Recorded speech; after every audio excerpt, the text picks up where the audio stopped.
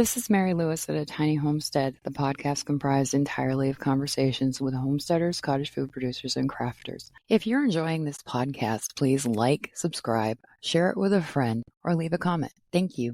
Today I'm talking with Kayla at the Wild Midwest Heritage Livestock and Native Plants. Good afternoon, Kayla. Hi, how are you doing? I'm okay. A little crazy, but good. I'm excited to talk to you because you're in Illinois and I'm in Minnesota, and we're going to talk about native plants.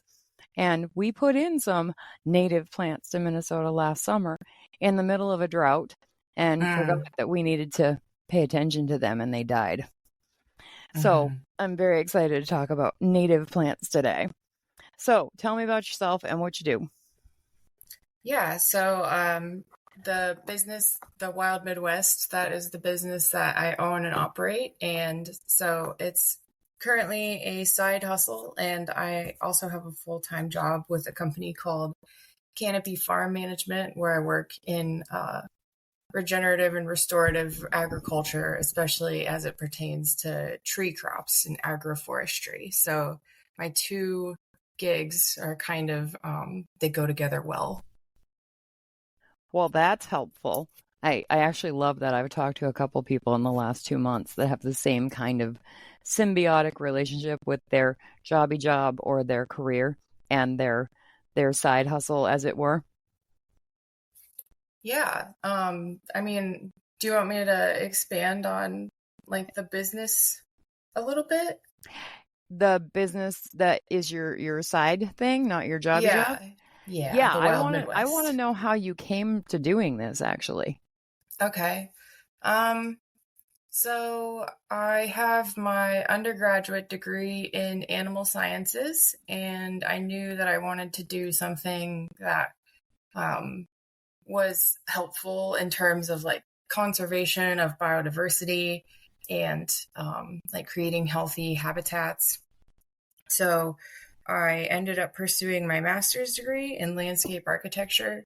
And during that time, as I was studying more and more with the intention of trying to figure out, how we can live in the world a little bit more harmoniously with the other species that are here as well, I stumbled upon how important native plants were to that whole process.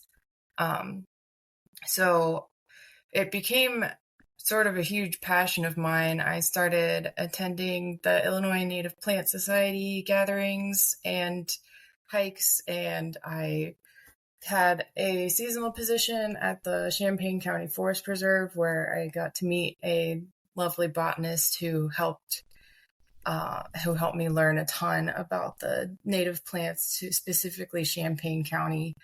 And it just sort of became I just sort of became completely consumed by it. I started growing my own plants when I was still in grad school, and I think it was 2018 when I grew my first couple hundred plants and had a couple of design projects on the side with some acquaintances and friends. And then it's kind of just grown from there. I graduated in 2020, and due to COVID, it was pretty difficult to find another job. So I did have about close to a year of just working on this business and getting it spun up before I did get other full-time jobs. My full-time job I've been in now for not quite a year yet. So, I mean, I would love to work on the nursery full time, and that is the eventual goal. But nurseries in particular are pretty high overhead businesses to run, and they're pretty difficult to get off the ground because they just take so much infrastructure and investment. So yeah, we're still very much in the building phase of the business to try to give it some legs. Okay. So you did what a lot of people did in 2020. You put yourself into starting a business. And many people did. Yeah, absolutely. And kind of out of necessity for a lot of us. Yeah, we moved in 2020 so we could start our farm to market garden. and see what we could do with that. That's what we did. And my husband has a jobby job, and he comes home and he putters in the garden, and he does the farmer's market on Saturday, and we sell stuff in the farm stand on the property. We did the same thing too. And it was time. It was time for that to happen. So I keep saying that COVID was terrible, horrible for so many people, but amazing for people who didn't lose anyone they loved and who didn't get sick themselves, because it gave us time that we didn't have before to think about what we were doing and how we were doing it. Yeah, it was definitely bittersweet in that regard, because for me personally, it certainly gave me some challenges. Graduating school with a pretty high debt burden and not having a full-time job was pretty challenging. And thankfully, I have my husband who supported me during that time. But yeah, I don't think the business would not be as far as it is today if I hadn't have had that time to just solely focus on it. Yep, exactly. So I'm guessing you're probably in your 20s? I'm actually, I'm in my 30s, so Okay. I'm 33 this year. All right. So did you go to school later than after you graduated high school? It took me about 5.5 years to get my undergraduate degree, because I maintained a couple of part-time jobs during that time. Yep. And then I took a year off I took a couple years off between undergrad and grad school. I had a full-time job at that time. And then, I then I went back to school. I needed a little bit of time to sort of figure out what I wanted my master's degree to be in. Yeah, because that's a huge decision. I don't blame you at all. And also, I commend you for taking on the weight of the student loans, because if I was graduating high school right now, I don't know that I would feel comfortable doing that at all. My daughter is 34, and she went to school for 2 years to get a general bachelor's degree, BS degree, something, just to get her core classes out of the way. And I don't even talk to her about whether she's ever going to go back to school, because all she does is cry because she's still paying off those loans. So I don't say anything about college ever to her, because the first time I asked her was like 2 years after she'd gotten the degree that she went for. And I said, so you're going to go on and pursue something with this? And she started crying immediately. And I said, why are you crying? And she said, because I'm going to be paying off this money for the rest of my life. And I'm probably never going to work in a field where it's going to apply anyway. She said, I am so upset about all of it. Yeah. And I said, I will never ask you again. She said, thank you, Mom. I appreciate it. So it's hard. I feel like it is so much harder for people now, and even, I don't know, 20 years ago, from 20 years ago till now, to get a college degree, because it's so freaking expensive. It's ridiculous. I hate everything about it. I know. I do now that I've said that, now I've said all that, I always have to tell that story, because it just made me so sad for my kid that she was that distraught about her student loans. So tell me what you do regarding the native plants and the stuff that you do. Yeah, so my day-to-day kind of it's a lot of plant care, just keeping the plants alive throughout all the changing seasons. They all have their own challenges, with the heat in the summer and the cold in the winter. Spring and fall are definitely my most favorable growing season times. But so yeah, right now in high summer, it's a lot of just constantly checking on plants. Sometimes I'm having to water 2 to 3 times a day. And then other than that, it's a lot of, it's running a small business, keeping the website updated, keeping social media updated, doing social media marketing, making sure our Google business listing is up to date, and organizing plant sales, reaching out to other small businesses to see if we can collaborate in, any number of ways. I also do take on design clients and consultation clients. So I'll do one-off consultations where I'll go out to people's yards and they have an hour of my time and they can ask me questions. And then I'll provide a write-up based with my recommendations and some suggested resources for them.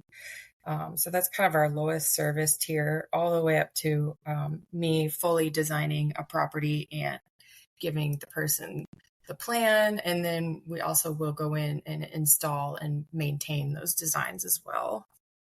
Super cool. Do you love it? Do you love doing that part? I do, yeah. I actually do like enjoy the social media marketing as well. And I enjoy all of it, but at the same time, it's a ton of work and I just get tired. Well, yes, I can understand that because it's physical work and it's brain work. Whichever side you're working on, you're exercising one part of you or the other part of you or both at the same time. And it's a lot. It's a lot for Absolutely. someone in their 30s. It's a lot for someone in their 50s. I couldn't do it. I don't want to do it. I think that people like you are amazing, and I'm going to stay in my lane and learn from you guys from what you're doing. Yeah, I do feel like I'm a little crazy sometimes. Darling, we all are in our own special ways. Everybody is a little bit loopy now and then. So it's okay. You can be crazy. I Yeah. cheer you on in your insanity. Enjoy. Thank you. Um, okay, so when you go and do the consults, do people actually take your advice and keep up with whatever it was that you helped them figure out? Or do they just kind of like it was a thing when they asked you to come, but then they realize what they need to do and they're like, I don't want to do that? Or are they actually committed to continuing? I get a mixture of both. I think a lot of people, a big part of my consultations and just my work with clients in general is trying to encourage people to um, decrease the size of projects that they start and that they work on. So I like to recommend 100 square feet is a pretty reasonable size for a person who has, maybe a full-time job, but a little bit of free time to install and maintain on their own in a single season. Um, so a lot of my work is just trying to get people to decrease the size of projects that they're working on, because that's where people get in trouble is they take on a project that's way too big, it gets overwhelming, and then they want to quit because it's not fun anymore and it's just a constant struggle. And there are a good number of people who do take my advice and are super appreciative. And like I just recently went back and saw one that I did a consultation for a couple years ago, and their front yard looked beautiful. I was so happy to see all of like they had totally redone an entire corner of their front yard with all native plants, and it was gorgeous. Um, and then I have some other people that, I visited them a year or two ago and I've come back and, they've just done a few things that we talked about. Mhm. But almost everybody makes at least a little bit of forward progress. Okay. I was just wondering because I talked to some people on the East Coast for an interview a while ago. And what they do is they go in and they help people start gardens in their yards, even if it's just a small yard. And they do a lot with raised beds because that's their specialty. And when I asked the couple how they came to doing this, the husband said that they would get asked questions all the time about how to start a garden in a small yard or, a half acre yard, whatever. And they would just out of the goodness of their hearts go and talk to people and teach them and tell them. And they would go back to visit and nobody ever did anything. But the minute they started charging for their services, people took it seriously and they would go back and visit and people would have done the work and have these beautiful raised bed gardens. And the guy says, it's almost like when you put hard earned money into something, you might want to get something out of that money you spent. And I just laughed. I thought it was very astute of him to say that. Mm-hmm. Yeah. So I do charge for my consultations. Mm-hmm. Yep. I pretty jealously guard my time because there's not a lot of it. And I want to work with the clients who value me enough to pay me. Now I do some things for free. Like I'll do, if somebody sends me some pictures and like a rough square footage, I'll like give them a list of plant recommendations. Or if I've worked with somebody before and they just have a couple quick questions, I'll do like a phone call and talk to them for free. But yeah, otherwise I've gotten pretty strict about charging for my time. Good, because your time is money. You need to be paid for your brilliance. Thank you. Yes. Okay, so I have questions about native plants because I'm guessing that a lot of the stuff that's native in Illinois is probably commonly native in Minnesota. Like I assume that you guys have native coneflower and I guess it's called bee balm. Mm-hmm. You guys have that in Illinois? Yeah. Mm-hmm. Okay. Yeah. We bought some from people who had it growing in their yard. They are gardeners. They are really good at what they do, and they work in agriculture, and they do a plant sale every year from their property. So we bought some bee balm and some coneflower and some prairie something. I can't remember what it's called, but it's very pretty. And we put it in our on our property, and it was during a drought 2 years ago, and promptly forgot that, oh gee, we might want to go check on those and water them. Didn't Yeah. water them, and they died because we were dumb. I should have been on my husband about it, and I am not the one who gardens, so I didn't think to say, hey, have you checked those plants we put in? My question is if we had put them in and actually paid attention to them and watered them, they should have done fine because they grow everywhere here wild. They are basically weeds. So I'm assuming if we'd done the things we should have done, they would have grown and spread and we would have lots by now.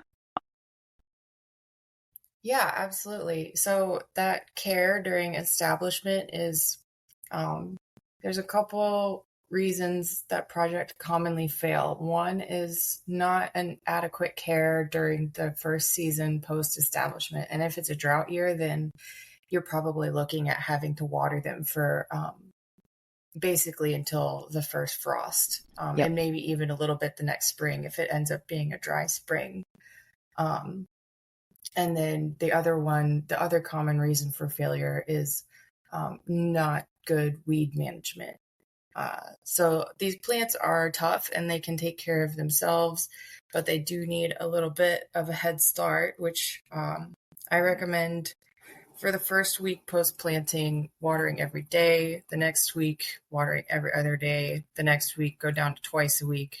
The following week, you can start at once a week and stay at once a week until you either get good natural rains or the plants go dormant. So I actually really like planting in fall because that means as long as you plant early enough for the plants, probably about 6 to 8 weeks before the first frost, so they have enough time to sink some roots down. You have to water way less than if you do a spring installation because then you have to water all summer long. Yes. And had I been thinking about any of this in a clear-headed way at the time that we did it, I would have done it differently now that I know that, oh, if you don't water plants, they die. And I knew this, but I don't know, for some reason, it just didn't click that just because they grow everywhere doesn't mean that when you rip them out of the ground and then you put them in the ground in a different place, they're going to need some care. Duh. I'm actually not stupid about gardening. We had so much going on, we just completely forgot about them, which sounds terrible. I feel like we murdered plants, and that's just sad. I have to, I myself can't even tell you the number of plants that have died under my care. It's just, maybe a tray is just out of reach of the sprinkler and I didn't realize it for a couple days and the whole thing crisps out. Or, I've planted things that, or especially early on when I was doing a lot of experimentation in our own yard, that just weren't right for the soil conditions or the sun conditions. And so unfortunately, you don't want them to die. They're living things, and that kind of feels yucky. But on some level, you kind of do have to kill a fair number of plants to become a good gardener, which I feel like you're probably familiar with. It's kind of like you got to kiss a lot of frogs to get to a prince. That's right. Yeah. Yep. Yep. Well, we did. We murdered $100 worth of plants, and I was upset about it. And then I was like, you know what? We can try it again a year or two from now when we're not quite as swamped with everything else going on. And I think that's going to be next summer. Actually, we'll probably get some plants in end of August, 1st of September. Okay. Native plants, and put them in, and that way we only have to worry about them for about a month and a half. So Okay. it'll be fine. Yeah, well, and it's interesting because I run into that a lot where people think because they're natives, they don't require as good of site prep or as good of establishment care. And I also see this with seed mixes. People are like, oh, they're wildflowers. I'll just throw them out in the grassy area and they'll take over. Well, no, they're not going to be able to compete with established grass as seedlings. So, like, site prep is another really important piece that gets missed a lot. It's so interesting that you bring that up. we we wanted to put in two small wildflower gardens, and not the native flowers, just wildflower gardens. And my husband was thinking that he would just throw the seeds in. And I said, no, no, no, no. I need you to actually get the tractor with the tiller and till out the spaces. And he said, but they're wildflowers. And I said, yes, they are wildflowers. That doesn't mean they can compete with everything that's there already. Plus, how are the seeds going to get down to the dirt? There's a ton of grass there. And he was like, oh, yeah.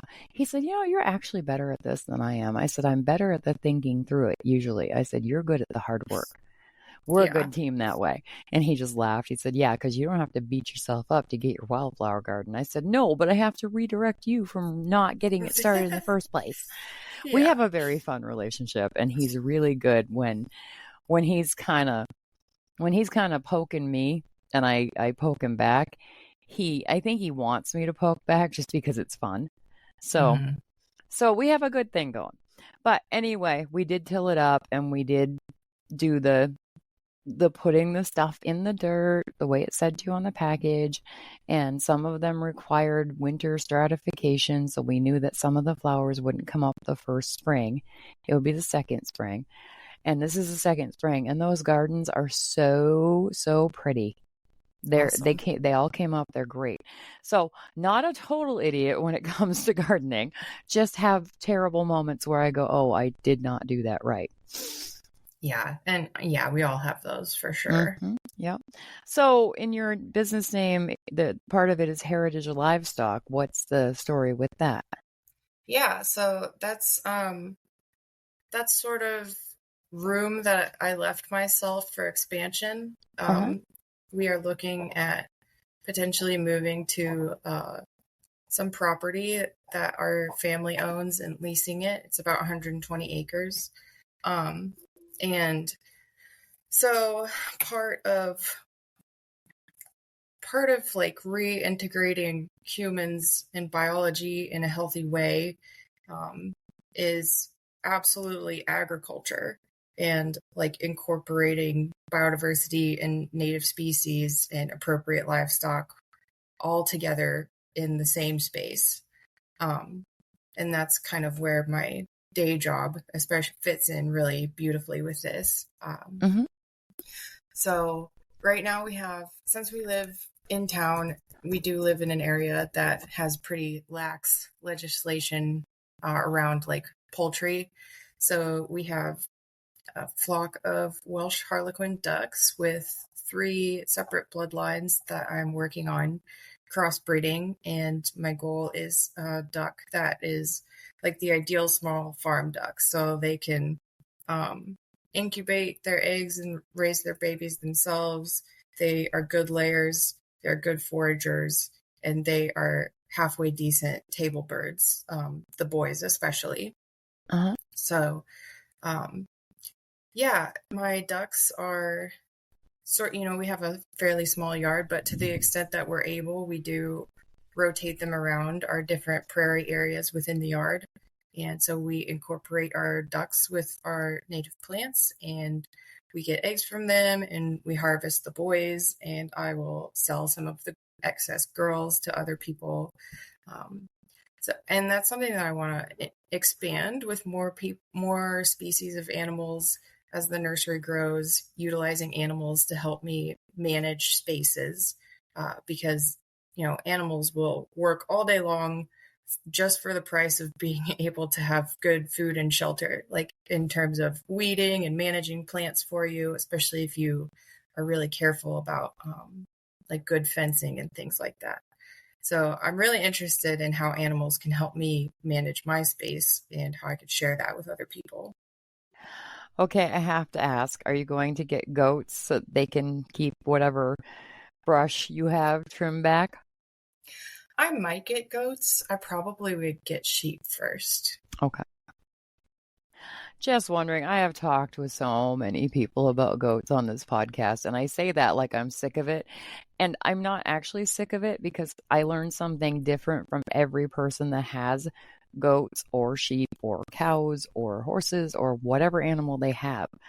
But goats are the big thing from my podcast because most people who are into homesteading either have goats, have had goats, or are thinking about getting goats. So that's why I asked. I have Okay. a different question. I have a question about your ducks. If you get ducks as ducklings, do they like imprint on you and are they friendlier? Can you handle them easier if you need to pick them up? Because our chickens are ridiculous. We did not get them as babies and they fly the run all the time and we have to clip their one wing, so they Mm-hmm. can't fly out of the run. And they don't like being picked up and they don't listen because chickens do not understand human language. And it's just a total pain in the ass to catch them to clip that one wing. So are ducks different or are they kind of the same as chickens? Um, they are they're quieter in terms of like temperament. They're Mhm. usually quieter than chickens. Now, I also have a fairly docile breed, which I chose intentionally. There are some duck breeds that are pretty high strung. Um, but in order to imprint, you have to get them like essentially right after they come out of the egg, which is Okay. difficult when you buy from breeders or hatcheries, with the shipping and the transport process. They usually are 2 to 3 days old by the time that they get to you. Okay. Yep. Now, I do spend a lot of time with them as babies, so they're pretty accustomed to my presence, and I can catch them. They don't love it, but they don't beat me up quite like my chickens used to when I had to handle them. Hmm. Yep. I don't love chickens. I have said this a few times already on the podcast. And the only reason we have chickens is because I love fresh eggs. I love the fact that we have day old eggs at any point in time while we have the chickens. And eggs right from the coop in the pan, scrambled, taste amazing. Yeah. So that's why we have chickens. My husband, on the other hand, thinks chickens are great. He thinks that it's a riot to get earthworms out of the garden and throw them in the run and chickens lose their minds, He thinks they're fun. I don't love chickens and I've never had ducks, so I don't know if I would like ducks or not. And not really all that important. I was just curious about the difference in temperament between chickens and ducks. So Yeah. Yeah, I mean, I that's all. certainly we enjoy them more than the chickens. And so one thing about ducks is they do have high water needs in terms of Hmm. you don't always necessarily have to provide them with swimming water, but they at least need to dunk their heads fully so that they can clear out their sinuses. Um, and they need clean water, and they are really good about making water dirty. So it's constantly managing their water, but that's actually a pro for us because we take that dirty water and fertilize our nursery stock with it. Um, and so, it's kind of combining two things that way. Yes, some of the stuff that I love the most about homesteading and about talking with you guys is all the dual purpose and the full circle situations that come up. Absolutely. It I do this thing with my house where I try to practice no wasted motion. So if I see something in the living room and I'm headed toward the kitchen and the thing belongs in the kitchen, I grab the thing out of the living room and put it in the kitchen. Or if I'm going downstairs and I notice that there's dirty clothes on the floor from the night before, they go downstairs with me so I don't remember 20 minutes later and have to come back up to get them. No wasted motion as often as I can do. And I feel like it's a thing that people who are into agriculture, livestock, homesteading, crafting things, whatever, they all just innately do it. They just notice it and go, oh, this makes things easier and it's a natural follow through. So why not do it that way? Mm-hmm. Yeah. So I love that. I think it's great. Yeah. And I feel like finding those little opportunities is also super fun. Yeah. Yeah. It's always funny when you finally notice something that correlates to something else and you put it together in your brain and your brain goes, oh, that's why that works that way. I have Mm-hmm. this happen to me all the time the older I get. And I have it happen with words a lot of the time. Um, there are words that are two words that got put together at some point in the past to make the new word. And it doesn't click for me until I was this many days old when I realized the thing about the word. And every time it happens, I'm like, God, I'm an idiot. I've been reading for years. I love words. How did I not know those two things ended up together to make that word? And I feel like it's the same moment when you realize the correlation in your work or your hobbies or your life or whatever it is. It's just this light bulb that pops on and you go, oh, I'm so dumb. I should have known that. I should have noticed that before. Yeah. So, um, okay, so basically your whole life is about gardening and regenerative practices and making things work the way they originally worked in nature, really. That's what it sounds like. Yeah, absolutely. I think that's awesome. I think that's a beautiful way to live your life. Thank you. You're welcome. And that's about it. I try to keep these to half an hour and we're at 32 minutes. So, Kayla, thank you for your time and talking with me. Absolutely. All right, awesome. Thank you. Mm-hmm. Bye.